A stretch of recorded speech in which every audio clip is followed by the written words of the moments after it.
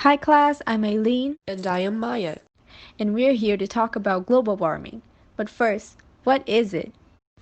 Global warming means the increasement of the average temperature of the Earth's atmosphere and the oceans, caused by massive emissions of gases that intensify the greenhouse effect.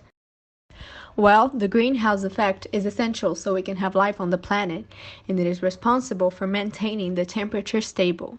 The emission of these gases, which is the reason of global warming, is related to human unsustainable activities, such as deforestation, fires in forests, burnings of fossil fuels, and pollution.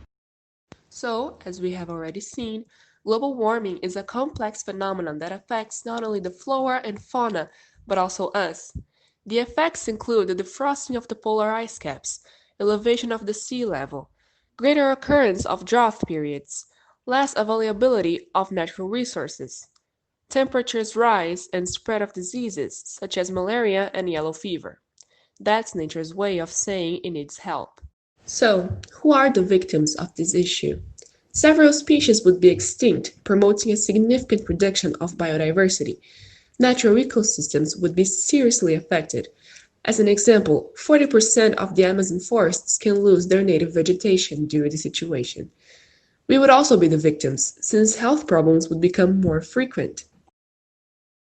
Eileen, can you explain a bit about the Paris Agreement? Sure, Maya. Basically, the Paris Agreement is a world treaty that aims the reduction of global warming, decreasing the emissions of those called greenhouse gases and the temperature of the globe. 195 countries are part of the agreement. Unfortunately, the United States, the second largest emitter of greenhouse gases of the world, officially left the treaty in November of 2020. And what should be done about it? How can we help? It's well known that the big industries carry most of the guilt, using their resources irresponsibly. But what can we, ordinary citizens, do about it? Here are some habits that could help us fight global warming. Number 1. Start buying second-hand clothing. This way you are entirely using the resources that were invested during the production of the clothes. The manufacturing process results in the emission of greenhouse gases. Number 2. Don't waste food.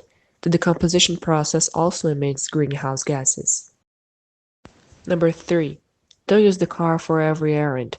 For routes up to 3 miles away, walking is the best choice with the least environmental impact. Number 4. You can also reduce the consumption of cattle meat. Cattle raising is one of the largest sources of greenhouse gas emissions, including deforestation as a consequence. Try to substitute meat for other protein sources, such as vegetables.